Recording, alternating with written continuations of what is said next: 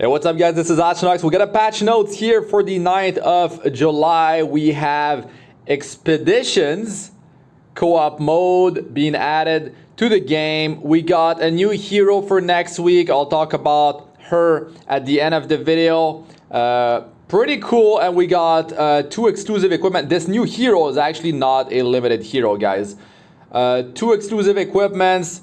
We got the World Arena closing soon. Try to get your, Spectre Tenebria epic skin, or at least do your placement battles at the very least. You can just like leave all 10 battles and get free conquest points and the border, not the border, I mean the background. So let's look at this stuff here. Oh, we have the Nixied Sanctum Zone 5, and there's some really good gear in there, guys. Expedition update. So what does it look like? It's here you have something you can obtain from the hunts, and then you can use that to create an expedition, and you can invite friends up to you can send 20 invites, or you can receive 20 invites, and you can have 6 people in the expedition at the same time, and it lasts a month. You have to clear hunt stage 8, any of them, to unlock expedition. And how you enter, it's next to Garo here, the secret shop vendor. You have this bubble. I mean, he's still gonna be there, the secret shop vendor. It's just that's one way to access your expeditions.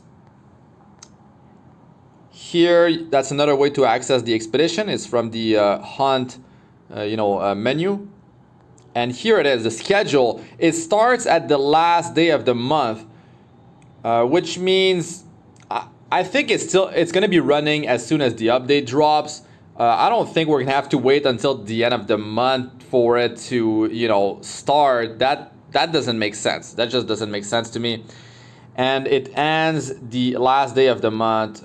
So yeah, I mean, it does last a month, and what you can obtain out of this place, what it requires for you to enter. Currency, you need between 16 and 20 energy depending on the level, how hard the boss will be. And that's the kind of posters, wanted posters you're going to be getting. And you will choose which one you want to fight against. So there's all 3 elements here: earth, fire, and ice, and just pick whichever you prefer, which one you're more comfortable with. Like let's say you have more earth heroes in your roster, then like go against ice, something like that. So you can discover them by just doing hunt stage 8 or higher, and you'll randomly get the wanted poster. You can have up to 5 of them. You can see here at the top right. And you can see the time left until the expedition calculation, which is at the end of the month. So here are the current expedition that are unlocked in this example here, and you can hold up to 5 posters, right? And maybe you can only open 3 at the same time. I'm not sure there. You can let us know in the comment section. It doesn't state so, I think.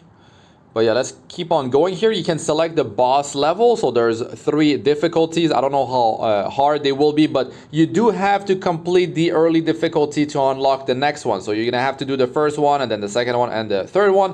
When you unlock difficulties, it will be applied across all elements and all bosses. So you just have to do it once. And maybe you're in the struggles for a certain boss. Maybe you want to select an element you're more comfortable with, so you can actually down the difficulty, so you can start opening up, the second or third difficulty for yourself, for your friends and your guild members. And you don't have to be that strong. You get the poster, you make it, and then you start sending invites. You can see here, expedition invite.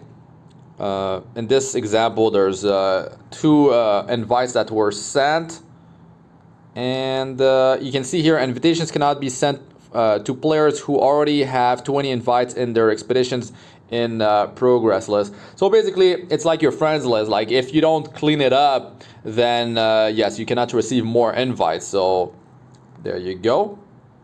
And let's continue here. we can see that one is running. It's level 1 and time left is 12 hours. If you do defeat the boss under 30 minutes or less, you will get more reward. And what is this here? Okay, I'm not sure. Let's continue. So here there is one that is running. You can have 6 participants, so yourself plus 5. And it says better rewards are available when the boss is defeated within 30 minutes. So very cool. Manifestation stone. I mean, the reforging materials, that's an additional way for us to actually get these reforging materials. So that's very cool. Expedition team here. Okay, that's a fire team. They're going against earth. Or not. Let's just bring all fire against ice. Why not? You know, I mean, I guess they wanted to make this as short as possible for the example. And what do we see here? There's the damage that you do on the right, and yourself and your friends, you know, the top damage dealer, the second one, and the third one will be showing up at the top left.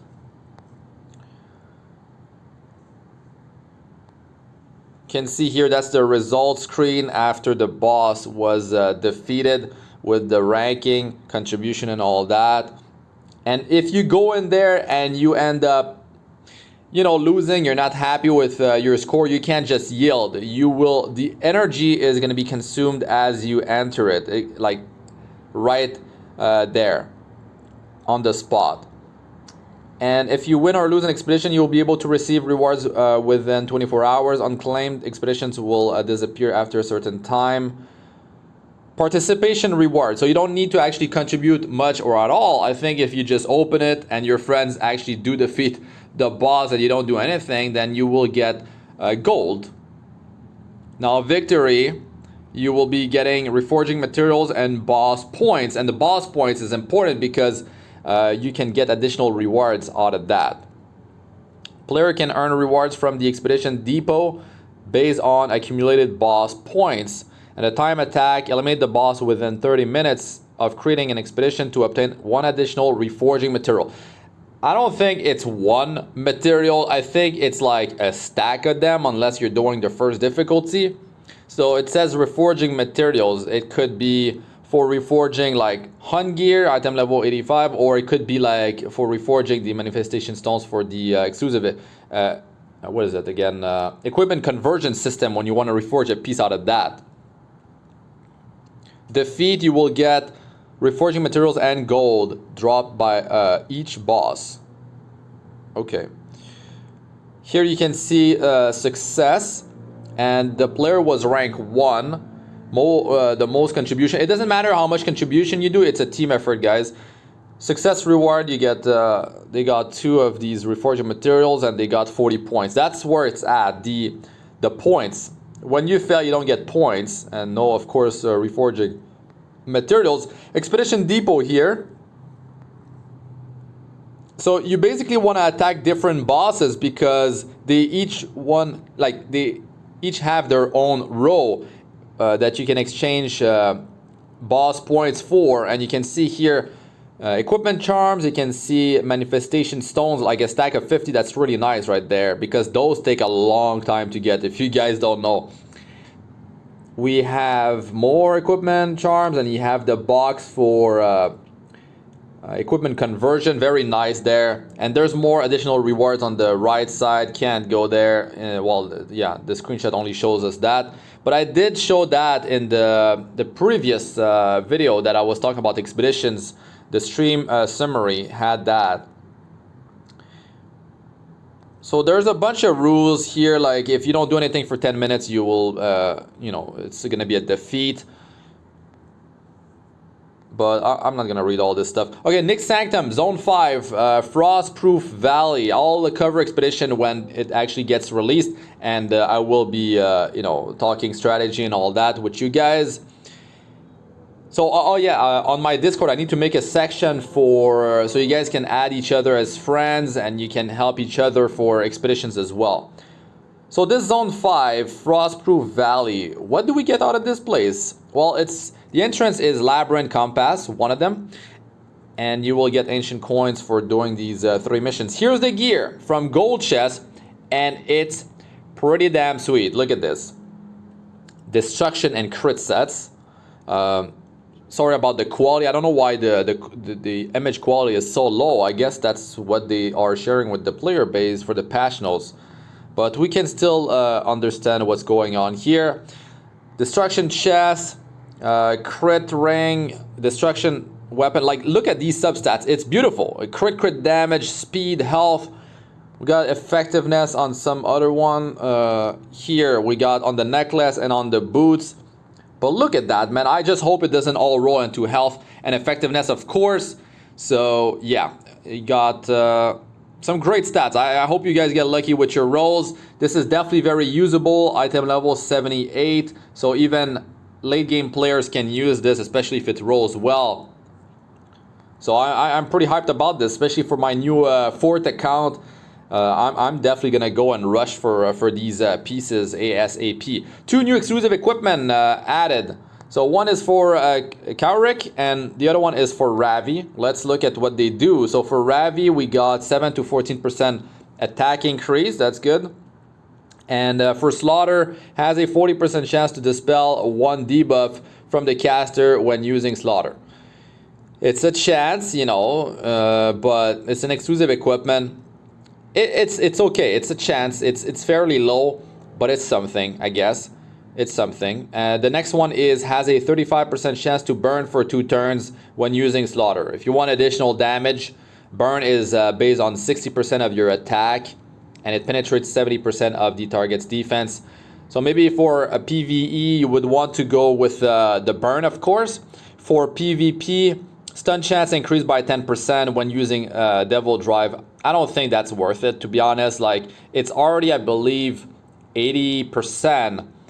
So bringing 10% more is not that big of a deal. And you probably don't have that much effectiveness on your Ravi for it to be worth it. But at least you might land a stun on some, you know, damage dealer or something like that. But the first one that has the Dispel debuff from the caster when using Slaughter is really nice. Because, well, really nice. It's pretty good. If you have her on counter, then yes, that's you know, additional chances for you to dispel debuffs. So I would say this is pretty nice. Like, taking off unhealable on Ravi would be massive because she has some pretty solid sustain on herself.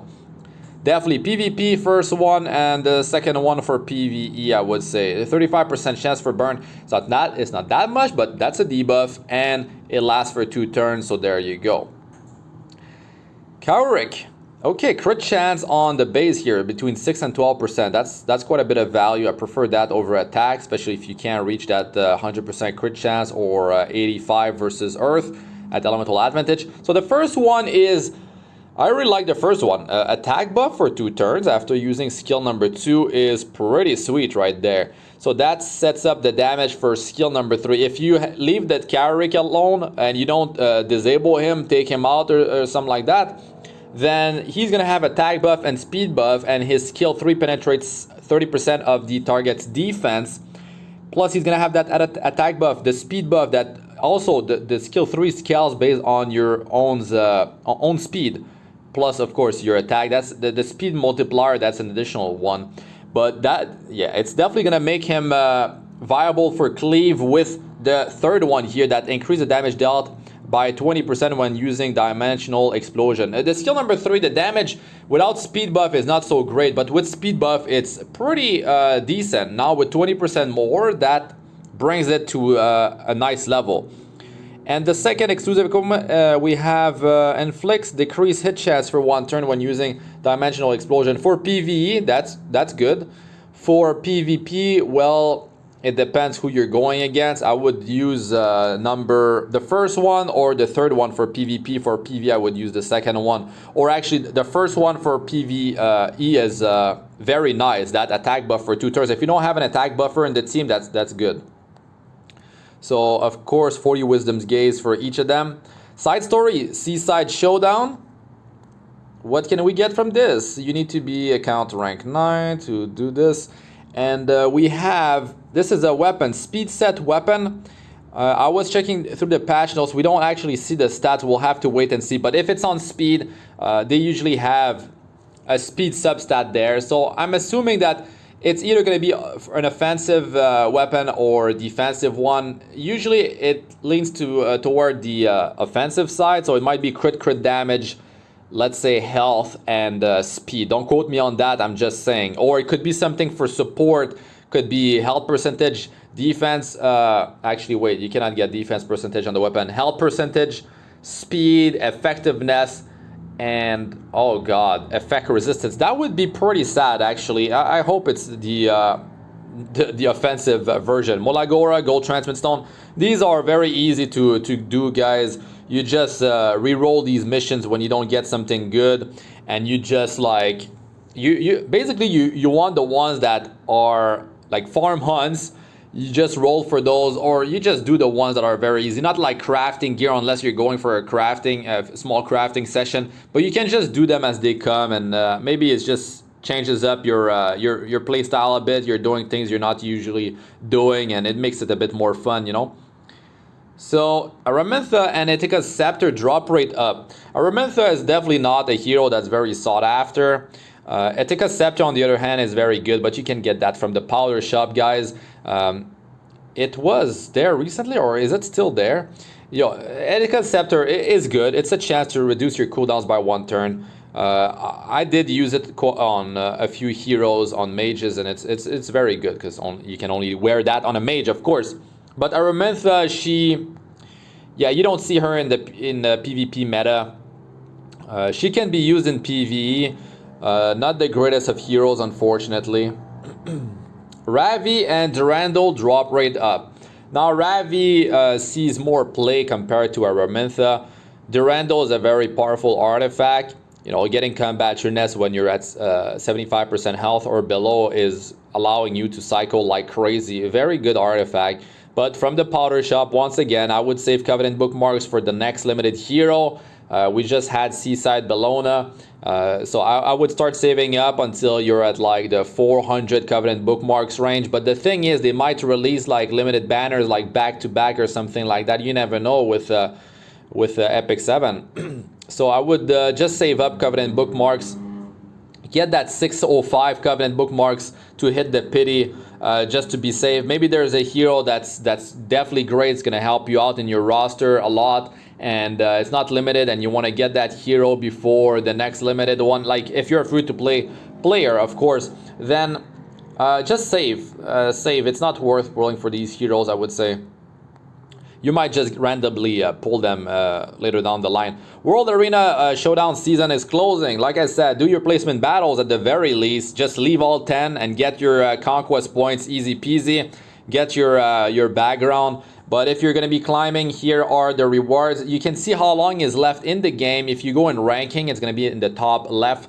So there's only a few hours left. I actually need to go push a bit further. I'm in champion on account number 1. Account number 2 is... the decay brought my account 1 down to challenger like a few times.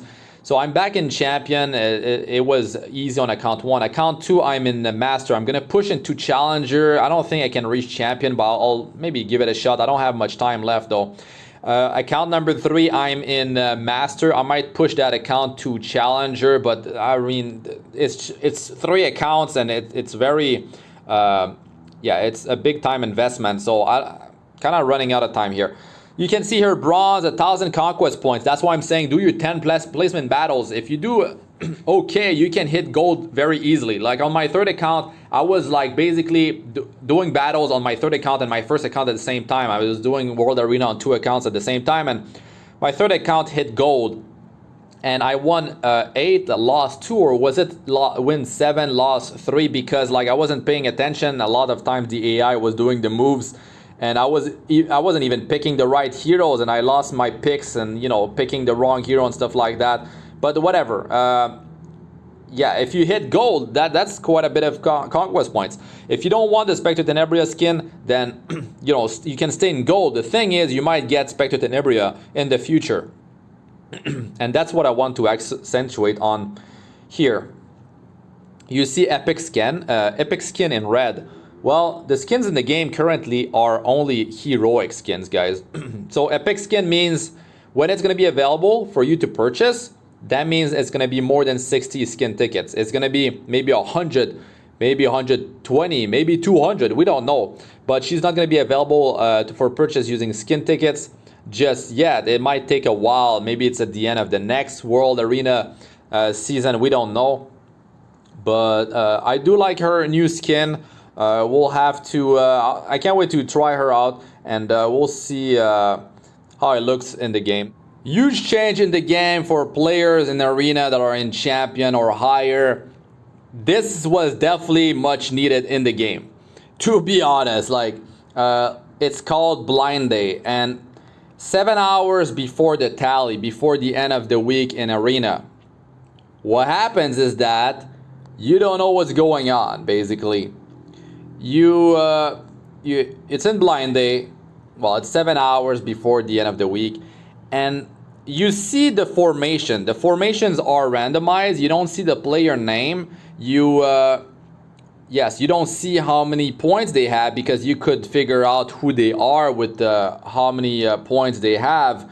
So this will cause a lot of problems for players that are kind of abusing the system with their guild members. They're targeting certain members, pushing them out of Legend, and it was hurting the system. You know, like if they have all these like friends and stuff like that, they're doing deals. I don't know. Then like, what's the point of those frames? You know, what's the point of those frames if everything's predetermined by like who your friends are, who your enemies are? That's kind of dumb. That's kind of dumb. So now it's gonna be more fair with this system. And let's see here. There's also up to 30 paid refreshes that will be available daily. So when it comes down to the last few hours, I know that a lot of players just like go crazy with the refreshes. I, to be honest, only do like 5,000 gold, 10,000, and sometimes 15,000 gold, and then I just wait it out for the free refresh. But after that, you can still do your free refreshes, so it's not bad. This is only for players that really go crazy and they are pushing into Legend or higher rank in Legend. This will not affect other players.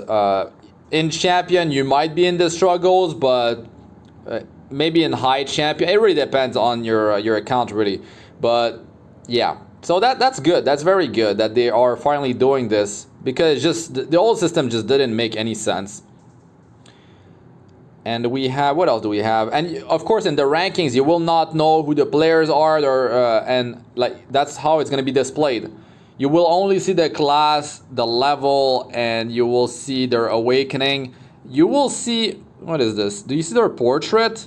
This second player has a portrait. The other players don't have portraits, because I think they're just trying to show us that yes, portraits will be displayed. Or maybe not, like maybe they shouldn't be displayed, because it gives you an idea of who the player might be when you're actually refreshing the list. Oh well. And here is the before and after points. Like this is how it was and how it's gonna be. You can see in Champion and Legend, it's plus 10 or minus 10 for victory or defeat. And before that, it was based on the points range. So you could, win less or lose more, or lose less, win more, stuff like that. Now it's gonna be static. So is that victory point acquired? This is for Champion 5 up to Legend, guys, so it will not affect the majority. Adjustment will be made so that battle log is stored up to 7 days. That is actually very good.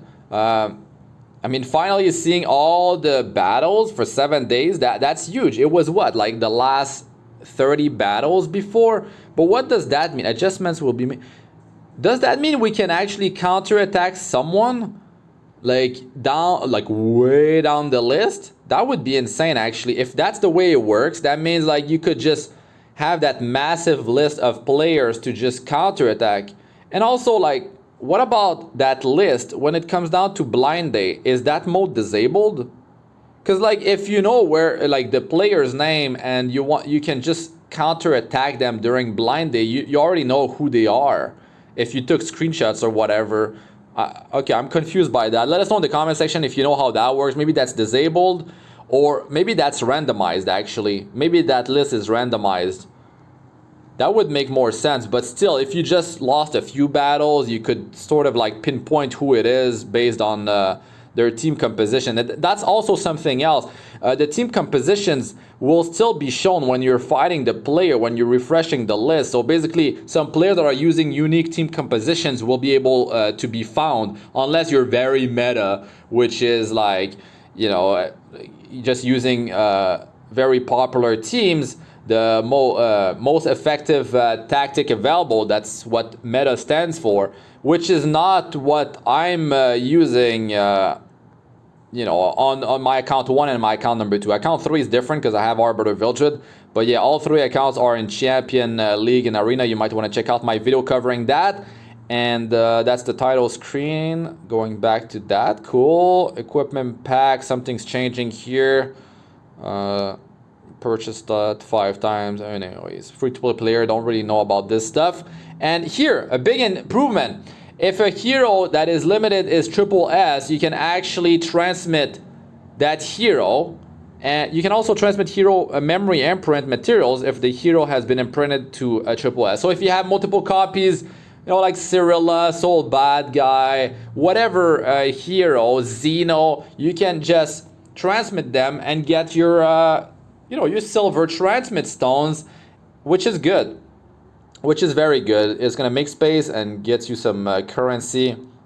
And yeah, what else do we have? Some just text changes on some of these heroes and artifacts. By the way, guys, in the description I have the code, the survey, I mean, that you need to fill out with your name and your server to get 3 leaves. Is it 3? 3 or 5 leaves. I think it's 3 leaves and 300,000 gold. I could be wrong, but I think that's what it is. That's from the live stream that I'm gonna summarize in a minute here with the new hero Mui. Mui? Yeah, Mui, I think. Here we have disable screen touch visual effect in the options, which is good. And just a bunch of like issues and stuff like that. So let me jump on to the stream summary, and let's let me talk about this new hero coming up to the game and talk a bit more about Expedition. So let's do it up. Let's go all the way up. Okay, let's go, baby. Here is the stream summary. Like I said, go check for the survey link in the description of the video for your 3 leaves and 300,000 gold, I believe.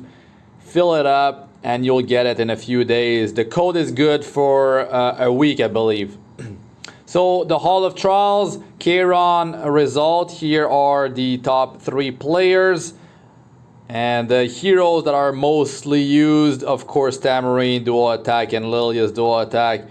Just like a ton of extra damage during the weekend phase.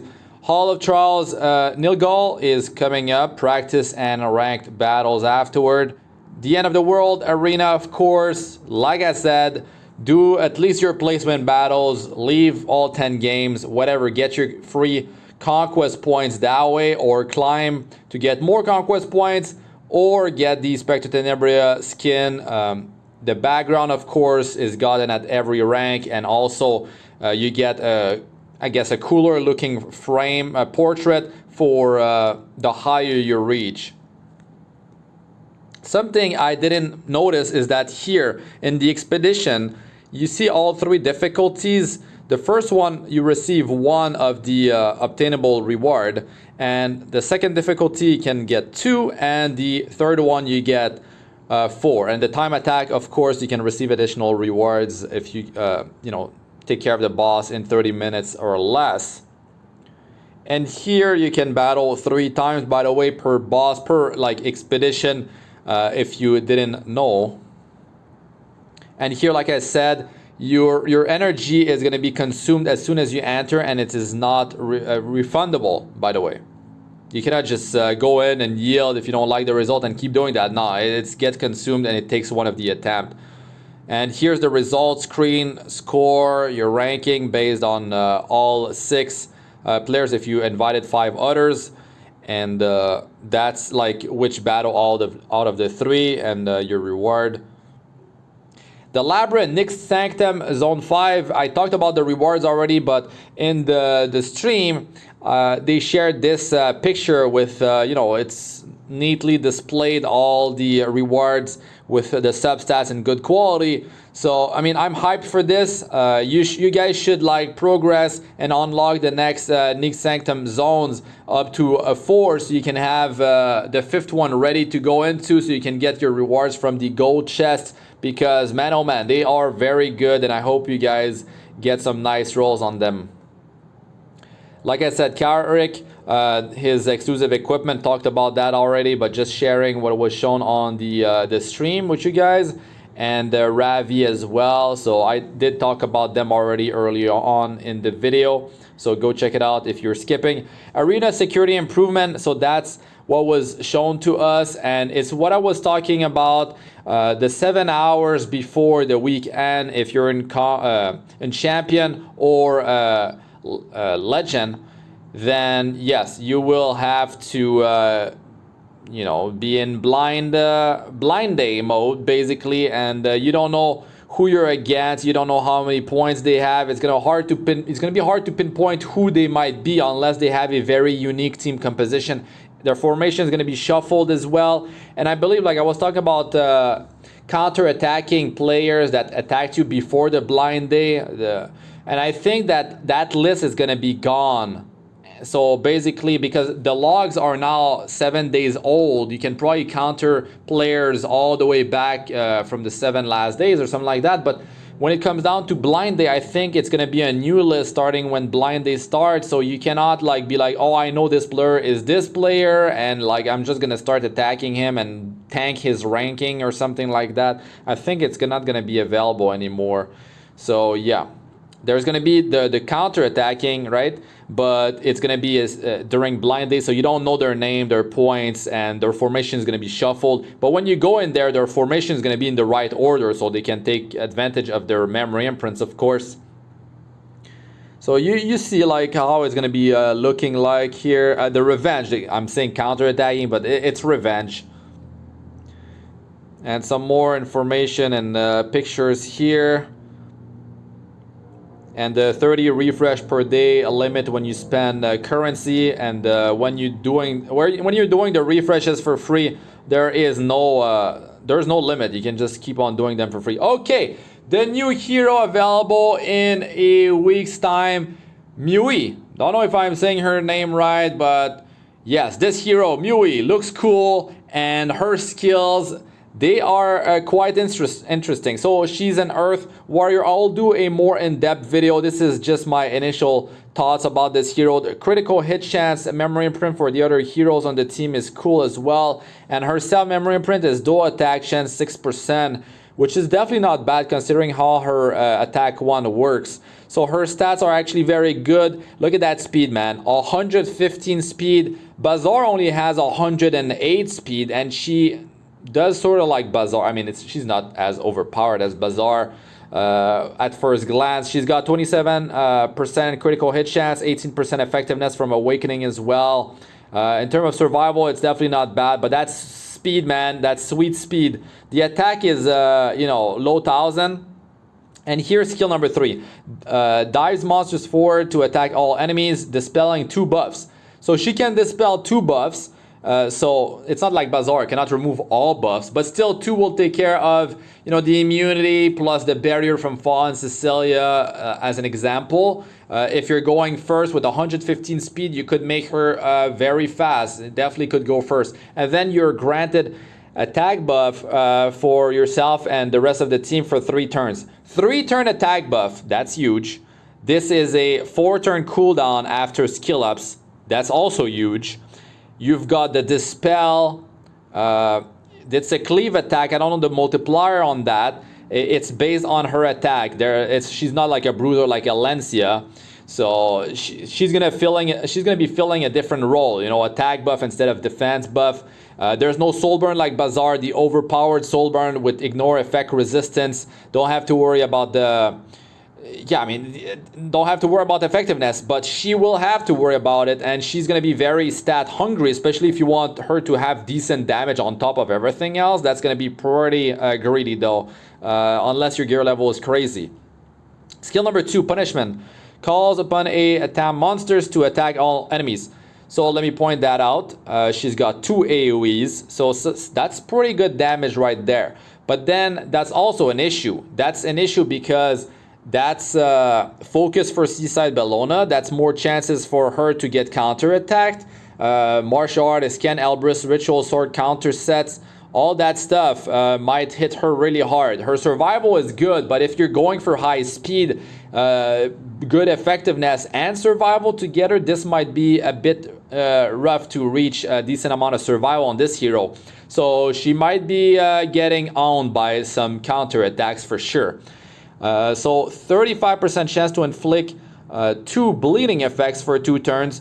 Additional damage, those are bleeds.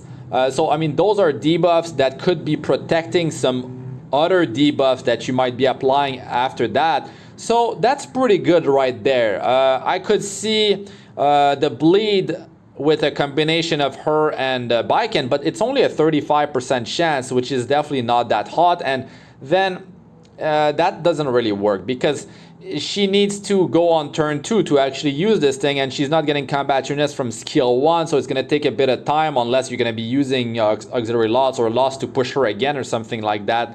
But I don't know how her multipliers are going to be. Maybe it's decent, but I'll have to test it out. I will be pulling for this hero, of course, like I always do, and I will be showcasing this hero. In terms of MolaGora, I might be able to max out 2 and 3, so that's good news right there on one of my accounts. I got 4 accounts now, guys. You can check my progress of my 4th account, by the way, and see how I perform, and I will be sharing everything, my step-by-step guides with you guys at a later time.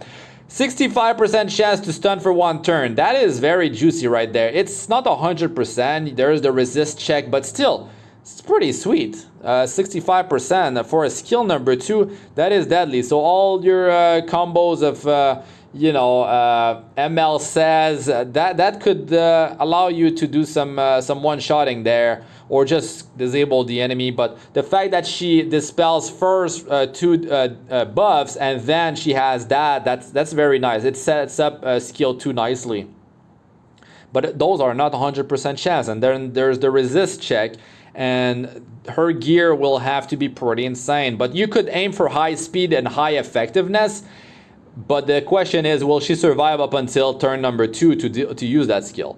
So attack, skill number 1, I mean, attacks with a whip. So very cool hero. She like just whips, the monsters, heroes. That's very cool. And 65% chance to inflict a random debuff for 1 turn. I like this.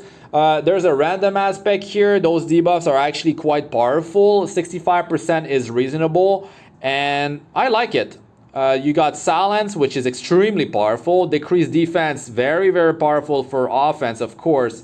Decrease attack and unhealable. All that stuff is quite nice. If you're bringing her in PvE, then the Silence not gonna be working out, but the other 3 will maybe help you.